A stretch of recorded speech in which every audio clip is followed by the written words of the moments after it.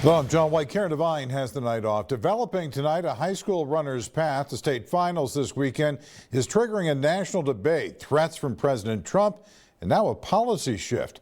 News Channel 3 Shay Lawson live in studio with more on how this debate started close to home in western Riverside County. Shay. John, that's right. A Harupa Valley High School transgender athlete's state meet qualification is causing a big reaction from Riverside County all the way to Washington. Here's how it all unfolded. The story begins at Harupa Valley High School, where a transgender athlete qualified for the California Interscholastic Federation state meet this weekend. But her qualification sparked debate, not just in Riverside County, but across the nation. On Tuesday, President Donald Trump appeared to reference the Riverside County athlete in a social media post saying, quote, "This is not fair and totally demeaning to women and girls," end quote, and threatening to withhold federal funding if California allows her to compete.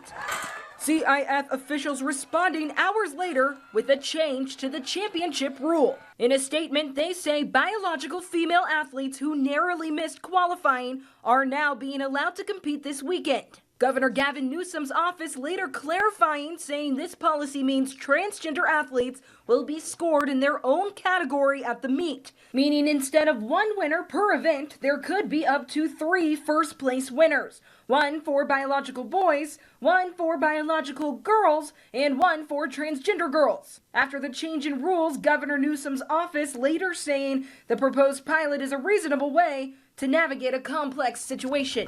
To break down what this policy change means for student athletes, I spoke with a Coachella Valley coach. In this case, long jump and triple jump, there is a qualification mark that you could hit, or you just get top 6 and you will advance to state.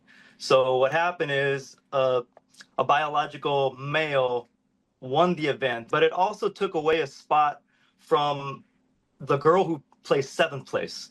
She was not able to go. Now, nothing else will change. The order, the placement, all that won't change. However, the 7th place athlete will now get to go to state. He says situations like this have happened before, but this is the first time action has been taken, and only for this specific meet. There's some athletes who didn't make it from CIF prelims to finals to masters and now to state. This is only for state. So there's a couple athletes who did not make it from those other rounds.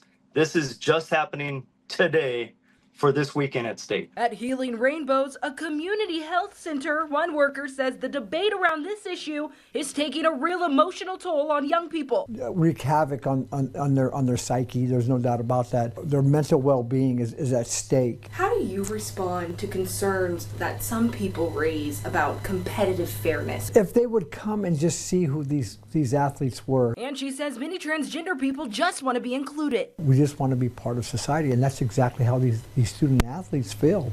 Just let me be part of something.